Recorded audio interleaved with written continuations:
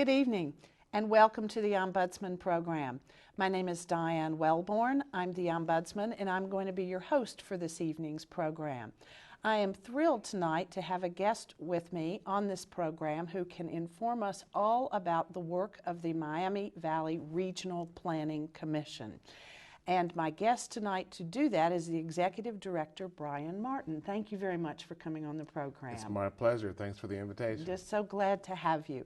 The Planning Commission covers so much in our community. It really has a very broad spectrum of activities. I know that an hour is going to be short for us to try to cover all of this. But before we dive in, I do want to remind our viewers that this is a call-in show, and so if you have a question for Brian Martin about the Planning Commission, please feel free to call in, and the number will be shown for you on the screen. Great, thank you. Well, now let's begin. All right. All right. Can you provide us with an overview of the mission of the Regional Planning Commission? Well, thanks again for the invitation. You're welcome.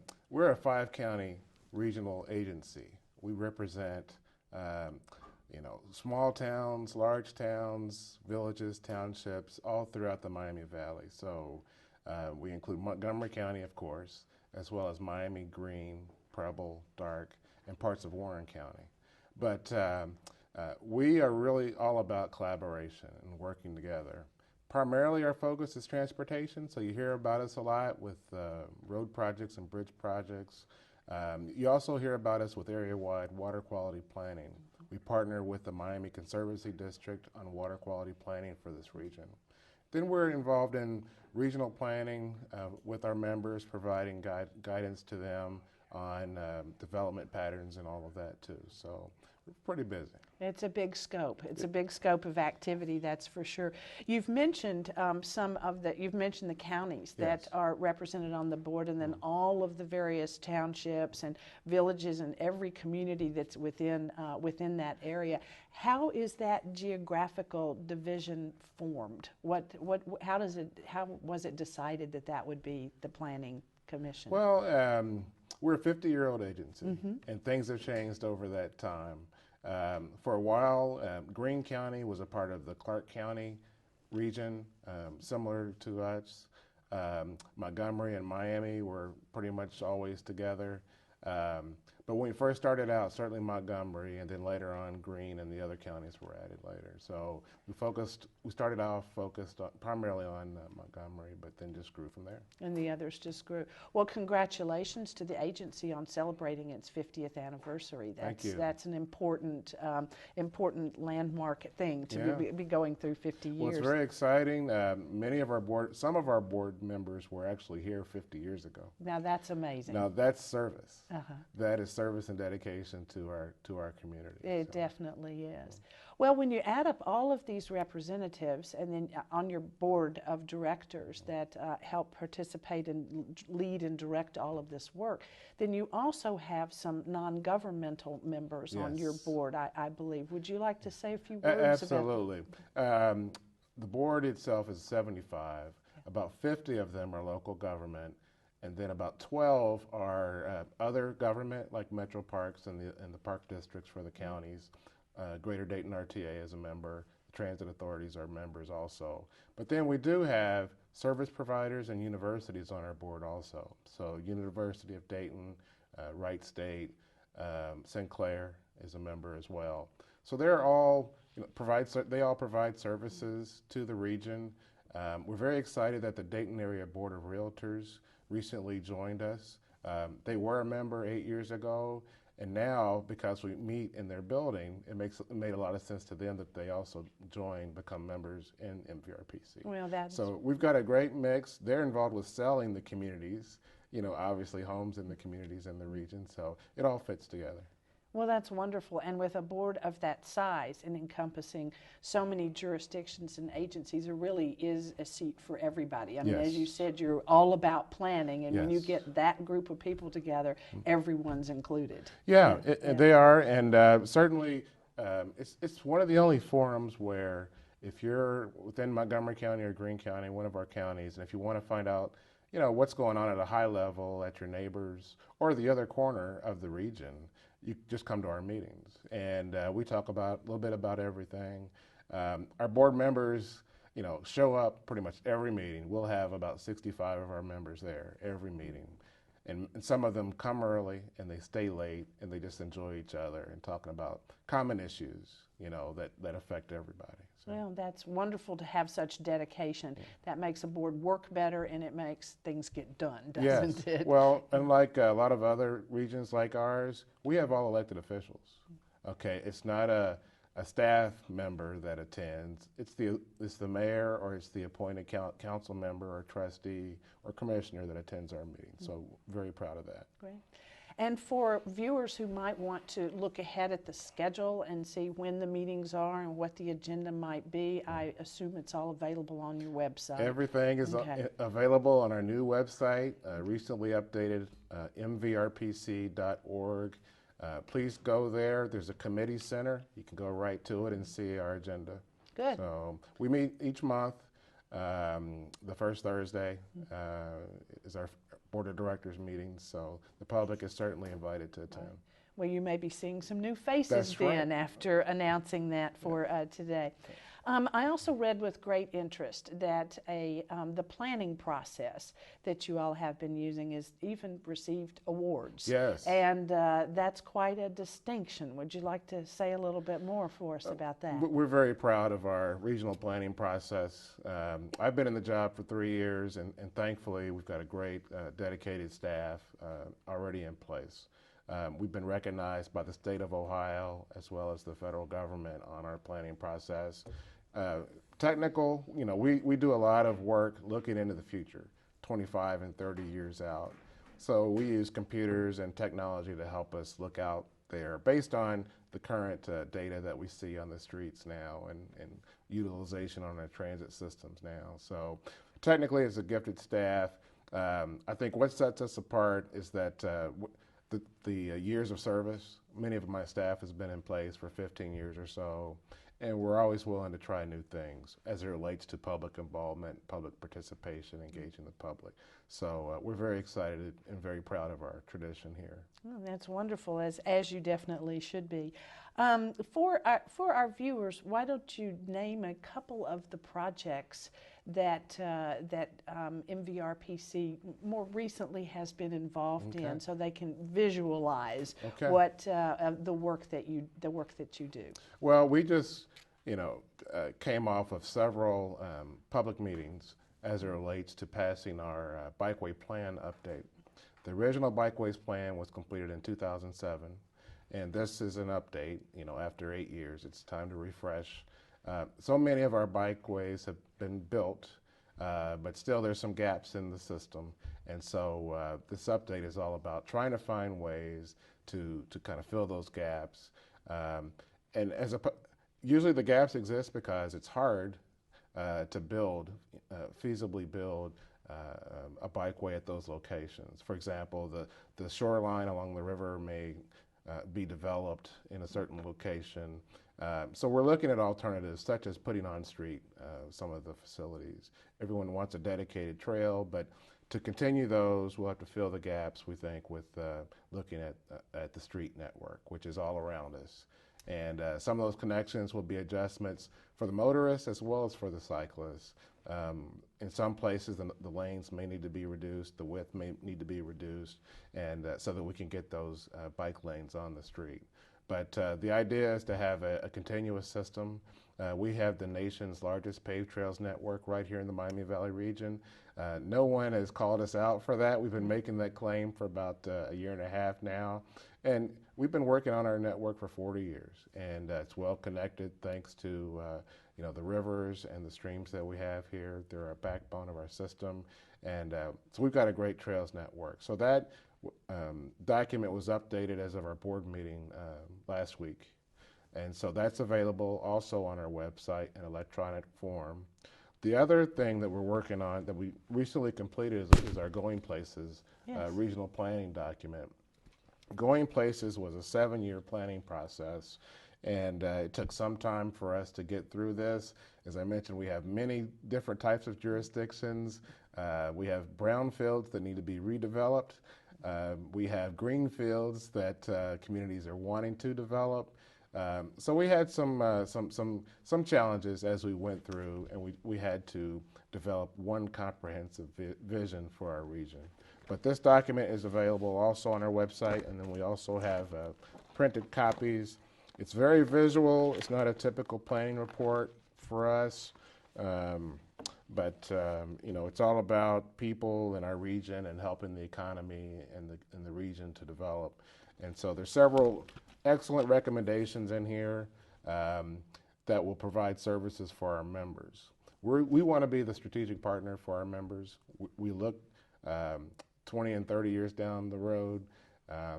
We're certainly willing to provide consulting services and talk with our members. If we can't do it, if we can't do what's needed, we'll gladly help them develop a scope of services that they can share with somebody else. But many planning offices of one person, they're busy answering the phone. They don't have time to look long term. And so thanks to our gifted staff at MVRPC, we can help. Even if it's not in our wheelhouse, we'll refer our members to that appropriate place.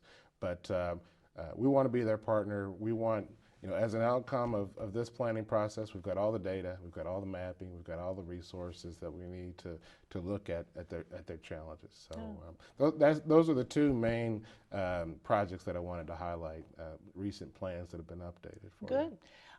Back to the going places, I'm rather interested. Could you pull out perhaps two recommendations in here that you would like to highlight for us before viewers can go to the website and read on their own? Okay. Well, I will say we did a lot of data and analysis before I get to the two projects. You know, our data, our people, our jobs, and et cetera, you know, pretty flat. And you know, you look at the downturn because of businesses leaving. You know, we factor in all of those real occurrences that have happened, you know, for the since the 70s, really, when we were at our peak in population and early 80s. But we know that things have stabilized. You know, the rudder has turned. Changes in the air. There are a lot of new residents coming in, like myself, to the region. A lot of good things are happening all around the region.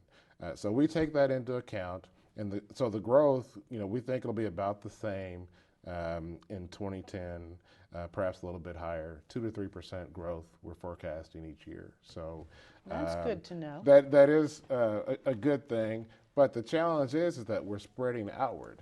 Yes. And if you see the buildings downtown and throughout the region, there's redevelopment that's needed in our core. So we prefer to see help, you know, the cities with that redevelopment, such as Moraine with the Fuyao development. They had a factory, now it's being utilized. Downtown with office buildings, we'd love to see more, you know, developments occur. Housing, the housing boom, you know, is very important for the whole region, not just the core. So all of those things are happening. We're taking them into account with this plan. The GIS project is very important. Okay. Geographic Information Systems. We recently completed a business plan for Geographic Information Systems.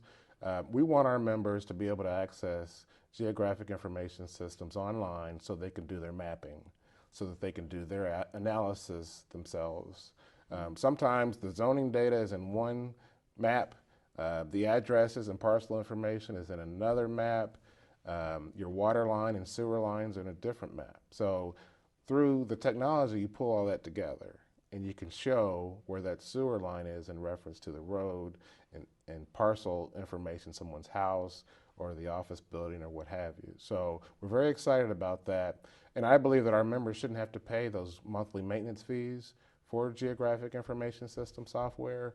If we can figure out how we can pay for it, put it online, let our members use it, just the way that they would use Google or Bing or something like that, but with more depth to it and more local data to it, I think that's a win for the entire region. Well, it certainly is. Yeah.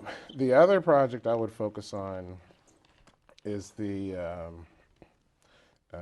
innovative solutions for the natural resources and preservation in the environment. And we partner with our park districts, as I mentioned, as well as the Miami Conservancy District.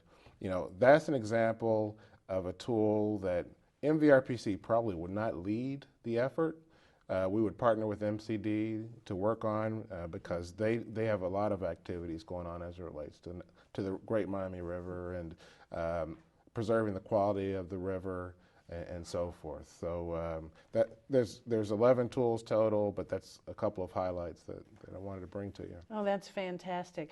The GIS system that's now been all integrated is a major achievement. How long did that take, staff? Well, we've got quite a staff, and they've been working on it for at least 10 years to modernize it, refresh it, to upgrade it so that it's usable. Okay.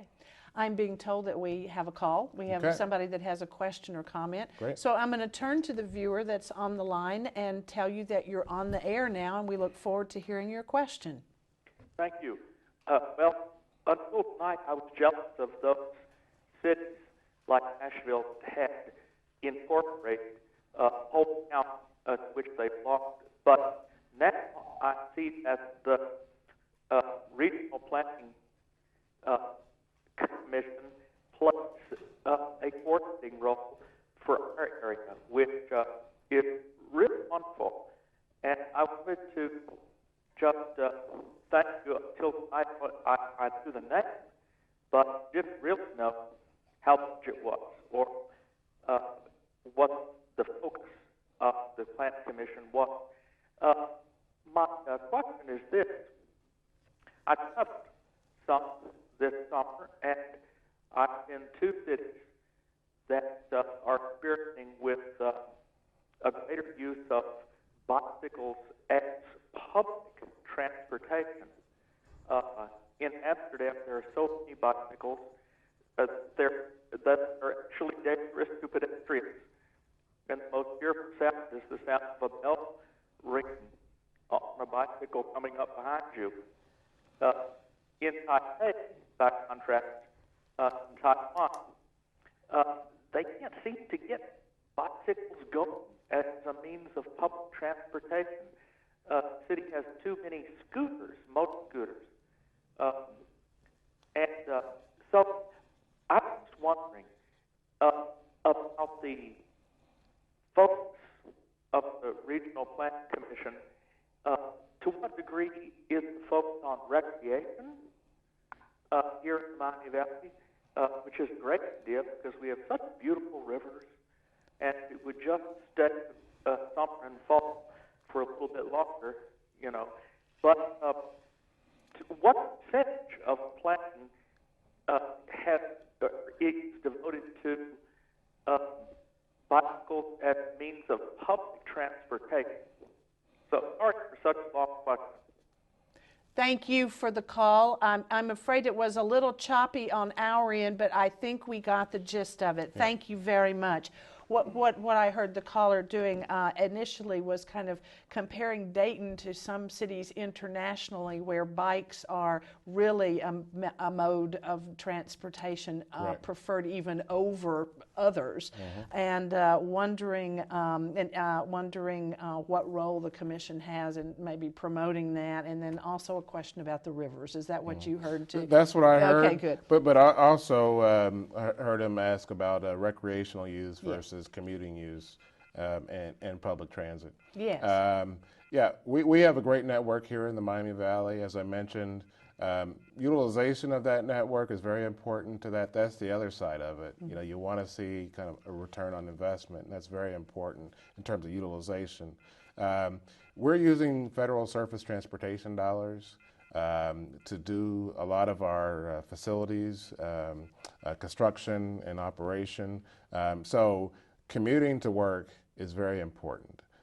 Using your bike instead of your car is very important justification for us using the funds for that infrastructure. So we've started to count and track what the utilization is. Historically, it's been 2 or 3 or 4% of commuting in the peak hour. It's on the upswing. But no matter what we do, it seems 3% or so is where it would top out. But we've invested in some counters recently so that we can count the utilization on the trails, so that currently a lot of our park districts have a laser going across, so that could be a walker or someone on a scooter or a deer, I guess, or someone walking. But so it's important to track that, and the linkage between bikes and transit is also very important.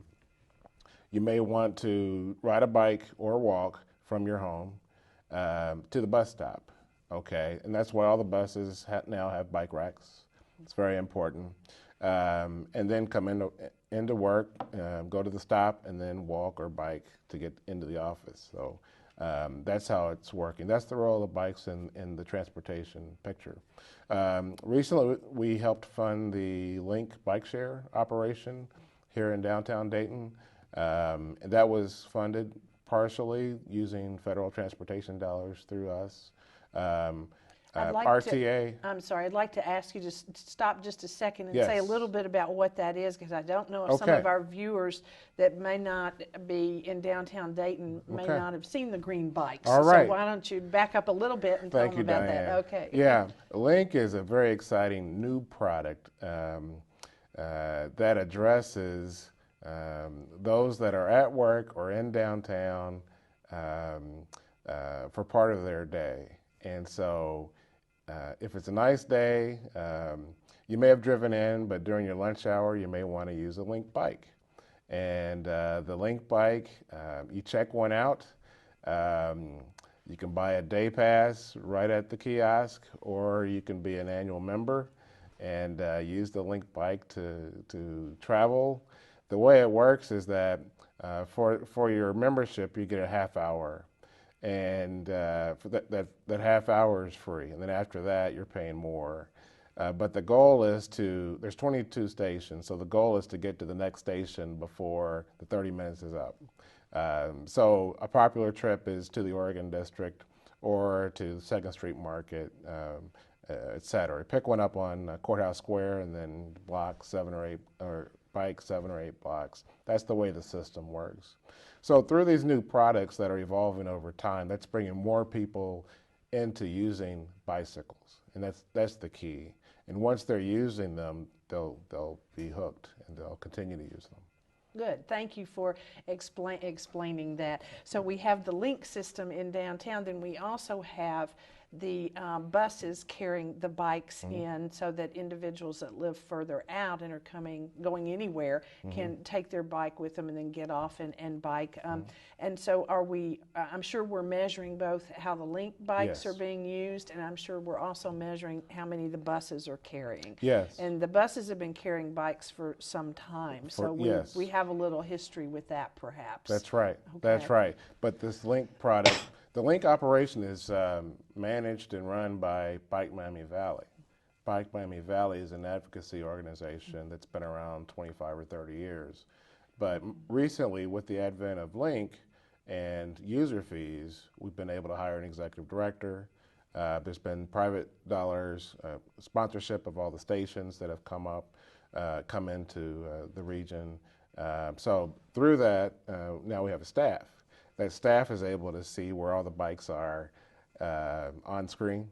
They know when a bike's missing or when a bike was not checked in properly.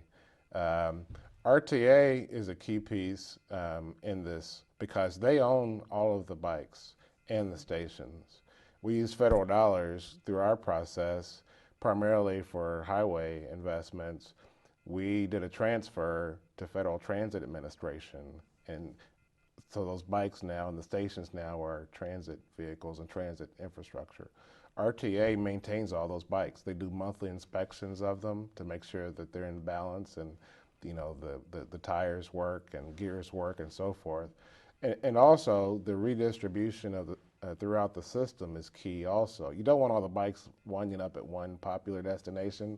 They have to get back out to the other destinations and origins as well. So that's a daily operation that RTA has, and they're a great partner in this process. All right, that's good. It seems like it's relatively new, but already a great success. Oh, yeah. Isn't it? Yeah. So The Dayton Downtown Partnership polled their members within the downtown and asked them what's needed. and bikes. But it's great to have options nowadays. You know, we're a multimodal society. We're a multitasking society. You know, we want to walk one day, we want to ride a bike the next day, we want to ride a bus, we want to drive. You know, we want to do all of it, and so we want to kayak. If you're the Park District or on the river, you want to do that for some time also. So, you know, recreation is very important, and active transportation is also very important. And back to the caller's question again, is there a projection or prediction about the increase in bike usage in our community? I mean, it has been steadily on the rise. It has been on the rise, a percentage or two here and there. We're not going to be like Asia, you know, or the Netherlands, you know, in terms of our bike utilization. We're still America, and we still enjoy having different choices. So I don't think we're going to convert roadways over fully to bike facilities. Right now, we're talking about an additional 12 or 20 feet for a bike way, so that the cars and the trucks and the bikes can share the road. And if a person that is riding a bike to work wants to find out more information about if there's a particular section that's not available yet or difficult or challenging, would they call Bike Miami Valley? Would that be the place to get a question answered about a particular piece of a route? Absolutely, yes. That would be a good place. But also we have a world-class bike map that's available online and in print form as well, that we all partner and work on together with the park districts and Bike Miami Valley and others, the Convention Visitors Bureau as well, that identify where those routes are. So, if people can easily find them, then that's great. We had a call, so I wasn't sure if you had finished about going places. Well, if you'd finished highlighting what you wanted to about that. I did. Okay, good. I'm very proud of this process. It's a resource now for the community. We're providing our board with quarterly updates on exactly what we're doing. I will add that we've been able to help several of our communities already. Good. We adopted Going Places in 2014, April 2014. We've been working with Jefferson Township to help them with their strategic plan and long-term plan for their community. We just recently completed that in the last month or so. We've been busy helping Harrison Township. We're working with the Montgomery County Land Bank. We've been assisting Miami County, as well as City of Riverside on their mapping needs as well. So we've just started, and we're very excited about what the future holds in terms of my staff working with our members to solve problems. Oh, that's wonderful. That's just great. And all those mapping projects that the different communities are involved in are obviously assisted by this new GIS, this GIS system. Well, that's our first tool in the toolbox here as it related to Going Places. It's very important for everybody. That's great. And at this point, it is members of the Planning Commission that have access to the GIS? Well, that's correct. And, okay, very good. So that's great. We are a voluntary association of local governments. Yes. We're regional, so everyone is choosing to be a part of MVRPC. Periodically, some members go away, but then they wind up coming back because of all the information that's provided, all the skills and services that our staff has. So all the resources, obviously, that are right here in front of us and that you're telling us about. Yeah. Well, I was going to ask a little bit. We have interstates 75 and 70, of course, the biggest ones that come through here, and they're really highly traveled in our area. Can you tell us about the work that your agency has done or is doing and then is planning to do with respect to these really important interstates that come through Dayton and your other counties? I tell you, we are the Planning Commission. Yeah. Typically, we're looking 20 years out. Our long-range plan we're looking at year 2040, okay? And that's due in part because it just takes a while to get these projects built. And there's so many of them, and then there's limited resources to get them constructed. So we have to look ahead through multiple cycles of funding. Yeah, the interstate system, clearly I-75 is under construction now through downtown Dayton. I-70 around the airport heading west is under construction now. 70-75 historically, the interchange, was a problem in the past. Now it's flowing pretty well so far. We've got a great partner in the Ohio Department of Transportation. ODOT does a great job. They're managing all those projects on the interstate system and on most state routes throughout Ohio. So I don't know how they stretch the dollars as far as they do. The federal funding has been very flat, and they've been very creative in stretching their dollars so that they can do so many projects. But of course, there's more projects that are needed, and as we look out into the future, so it just takes some time. Some key projects, so ODOT has their own funding, and they manage projects, but then we have funding as well that passes through the federal government, from the federal government through ODOT, and then into our region. And that's prescribed in federal policy, federal law, for the decision-making aspect. We don't want all the decisions to be made in Washington or Columbus. We need some local decision-making to be made as well. Since 1991, the first transportation bill of the 90s set in place this local decision-making process and additional funding to regional agencies. So it's a great way. It's 10% nationally that flows through agencies like us. So by the time it gets to Dayton, it's $16 or $17 million a year, and our members make those decisions. Staff provides the recommendations. But the Main Street project is an example, recently opened just last week. Right, the Miami Valley Hospital area. Yes, yeah, right by the fairgrounds. Yes. Very proud of that project. It's recently opened. Came in, ahead of schedule. It's beautiful. That was a beautiful project. If you go out by Wright State, there's a new bridge that crosses 675. And that recently opened within the last couple of months. It's a pedestrian and bike bridge over 675. Beaver Creek, City of Beaver Creek led that project, but in partnership with Fairborn and Wright State and Clark State College. So there are a lot of partners, a lot of players in all these projects, but we're very proud of that. A couple of other projects, Centerville recently with their feed wire and Wilmington Pike projects. At the interchange there at 675, they made some restriping improvements. That was using our funds. On the biking side, again, the Mad River Trail extension partly used our funding. With all of our funding, requires a match. There's a match that's required, and that has to come from local sources. So that's why we love it when road levies pass. Sure. And we really don't like it when they don't pass. So we stay in tune with all of that. But yeah, if our members have more funding, then they can leverage those dollars and have more federal dollars. And so that's how the system works. The Bob Shook Bridge up in Miami County along the Great Miami River is another recent bike bridge as well. So RTA is converting over to the new buses, the gray buses that we see throughout the region that run on the overhead wire. Well, they're dual mode buses. They're on the wire and then they can be off the wire as well. And they are very modern and contemporary, very clean on the environment. So several of those buses have been purchased as well with our funding. So we are multimodal. We're doing a lot of great things for the region, we think.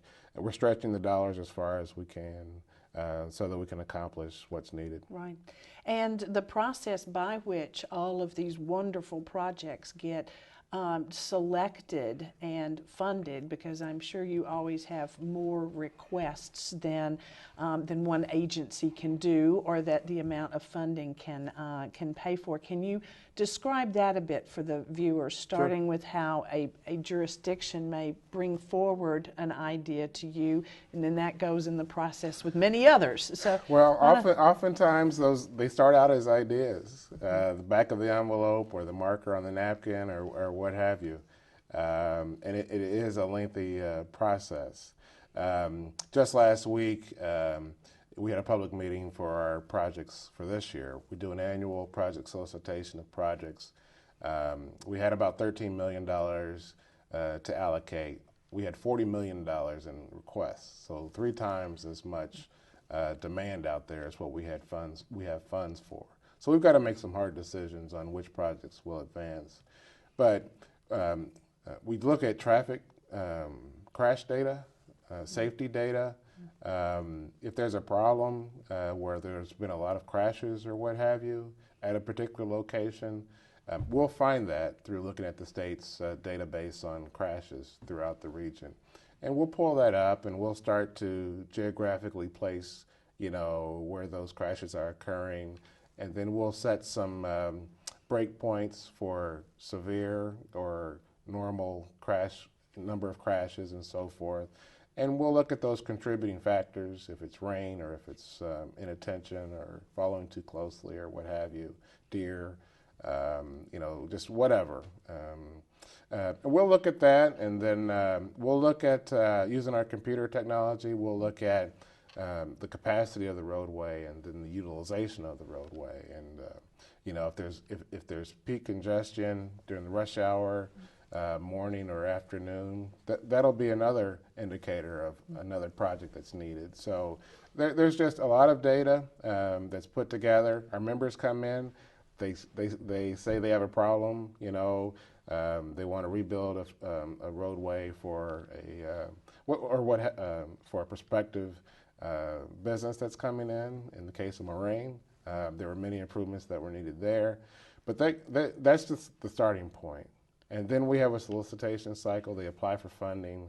We have a public meeting next so that the public is aware, so everyone can look at what's being proposed. And then it'll go through our process as staff. We'll evaluate the projects. We'll look at them to see if they help the air quality or if they hinder the air quality. Transportation and air quality are interlinked.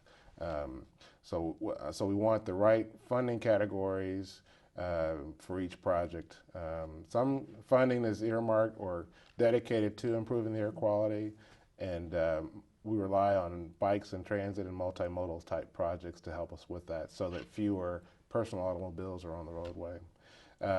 But in a nutshell, it goes through our committee process after that, after staff is done with it, and after the public meeting, so our engineers will take a look at it. And then they'll make a recommendation to our board of directors. And so that's what you saw last week, Diane, when you came by our office. So we've done all of our public process. Everyone knows where the projects are. It'll be about 2 months before we get all the projects through in terms of our evaluation of the process. So we'll work some with the state of Ohio because they have a lot of technical expertise that we don't have. From an engineering and roadway standpoint or bridge standpoint or what have you. So it's a process, so we should know more come February on which projects will be funded for this year. So that is at the time frame in which you expect the projects to then be going forward to the board for approval for the amount of money that's available. Correct. In the different categories in which the money needs to be spent. That's correct. Yeah, that's correct. Yeah, okay. Yeah. We oversee 3 different pots of funding, but then the state also has additional funding resources for safety projects or for recreational trails or what have you. So it's a long process, but we do our best to keep our board members informed because they are the project sponsors. Yeah. Their staff submitted the application. They have the need.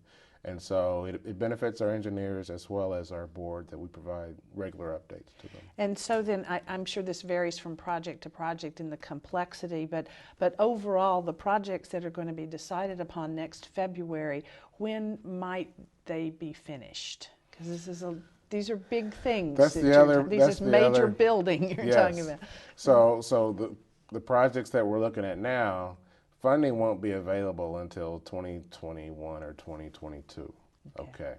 So we primarily fund construction with our funds as opposed to preliminary engineering or buying right-of-way or completing the environmental document. Because it's taking so long, our members can find other sources of funds, their general fund or their road levy or other fund, general fund to fund those projects or other grants through the state of Ohio. So they have some lead time, They know they have construction funds set up through us primarily, but then to get there, they have to tap into other sources, and so it takes a while. Mm-hmm. And so then you are able to plan out through 2040 based on all the data that you're doing and the projects that you have now, which will be completed in 2020. Yes. Is that you're putting all that together? That's how it all comes together. Okay. Is it possible to go past 2040, or you feel like that's the limit at this point? It stretches. I mean, things change. I mean, this is it says 2040, but it's not cast in stone. We update this document every 4 years. So 25 or 30 years is about the farthest that we feel comfortable using mathematics and computers and technology and looking out. I think it's a very good, it's impressive that it's that far out, I think, actually. While we were talking about the crashes and the number of cars on the highways and all of the conditions, made me want to turn to ask you about the rideshare program, which I don't know how long it's been around, but I know it's been around some time. So why don't you tell our viewers and me a little bit more about rideshare? Yeah, rideshare really had its start back in the 70s during the Carter administration. The oil embargo and the little magnets that said turn the switch off when you leave the room and that kind of thing.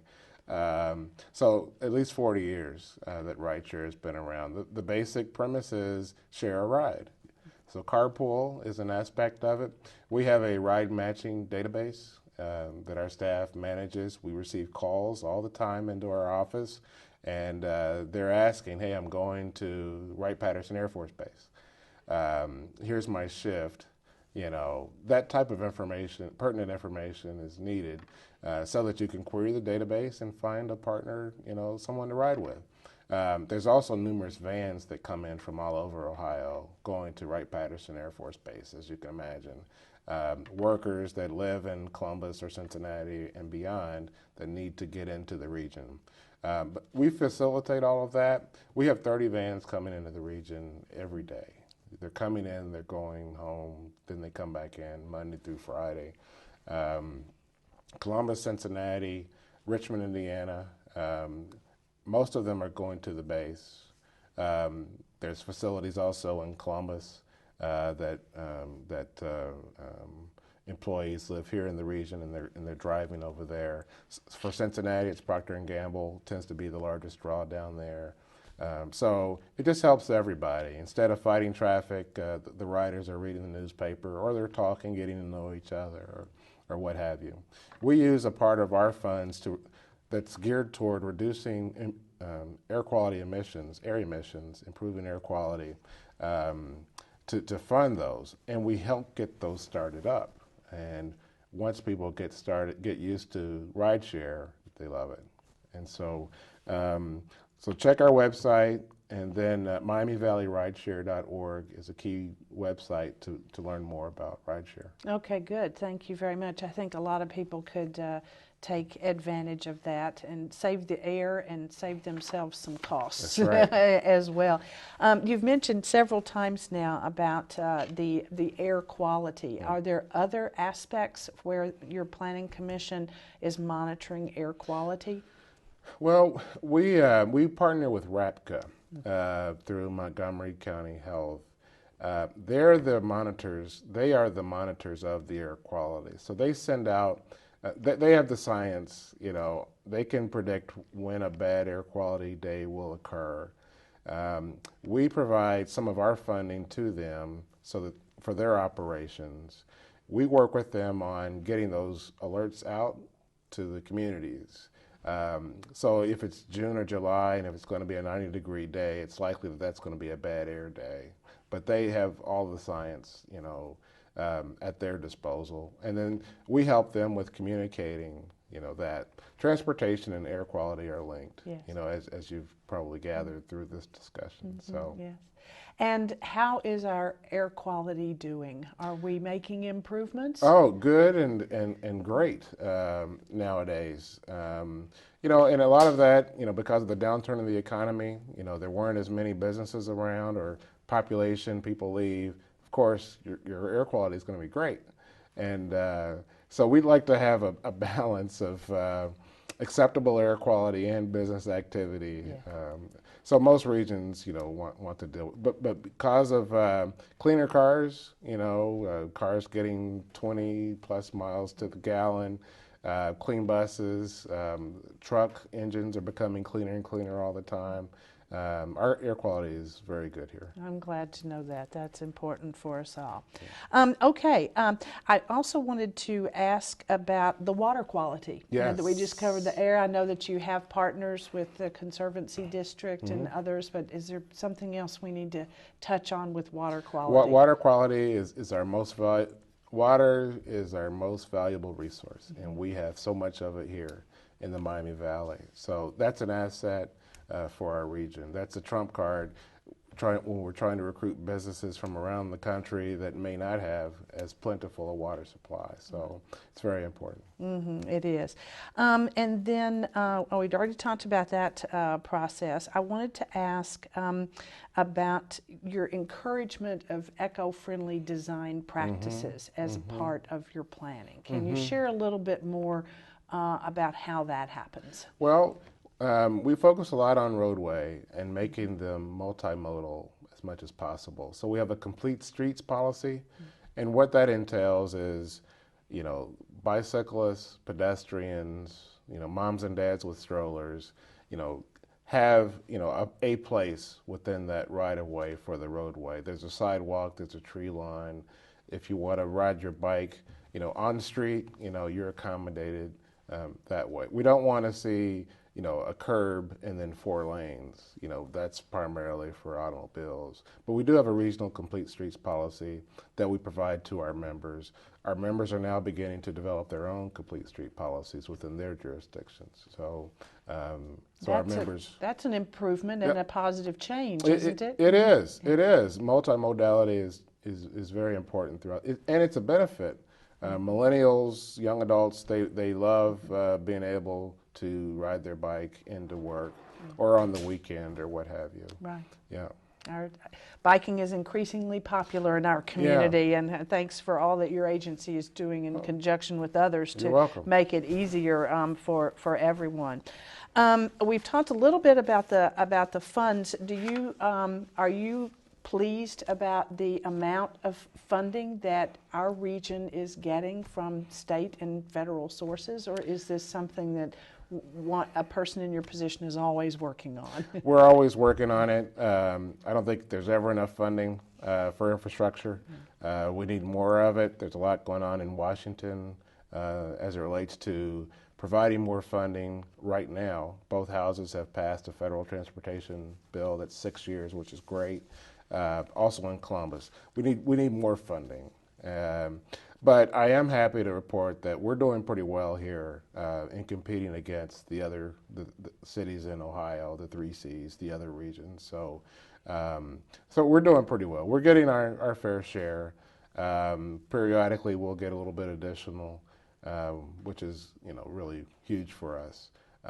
And then we try to stretch those dollars as far as we can, of course. Yes. And you've described a lot about how you try to stretch them by working in cooperation with so many of the partners that you have. That's right. Is there something I haven't asked you about here that you would like to stress in the short time that we have left? Well, we certainly welcome the public dialogue, the public's input to our process. I touched on our website earlier, MVRPC.org. We're very active in Facebook and Twitter also, so feel free to like us on Facebook or follow us on Twitter. I do these monthly updates. Feel free to sign up online. Look for the green Get Connected banner. You can go right there and sign up for the Executive Director's update. But we welcome new ideas, any thoughts that anyone may have in regard to our planning process. Right. And so any of the viewers tonight can either contact your office or your website directly, or they can even contact their own jurisdictions to find out what projects they are in fact putting through. That's right. Back to the projects for a second. You told me that the amount of money that you had available and the cost of the total requests that you had in. how many requests do you actually deal with during this process? How many actual Is it like projects? 50, 60, 100 requests that come in? It's approximately, this time it was nearly 50 projects. Is that average? Is that over It was the higher recent this year? year. It's higher. Oh, well, I've only been here 3 years. Okay. It's the highest year by far. Okay. And I think that's just a sign that there's been a lot of deferred maintenance, because of the bad economy. And now our members the economy's come back some, they have money that they can use for infrastructure, and then they're leveraging our dollars. So I think it's just a sign of the times. People are playing catch up, a bit, but there's a lot of needs out there too. Right.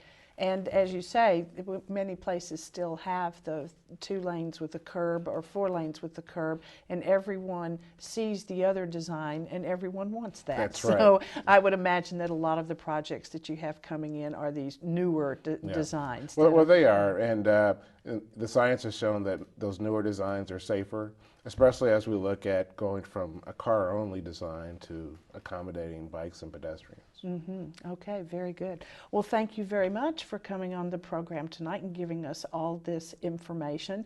Is there anything else that you might like to close with before we have? I think we've covered it. Okay. Thank you for your time. Thank you to the viewers for watching, and I would like to have you direct your attention, please, to the website, which he has already provided, and take a look at the wealth of information that is available on this. It's truly an enormous resource, a library of its own. So thank you. So thank you again, and thanks to the viewers for watching the program. Good night.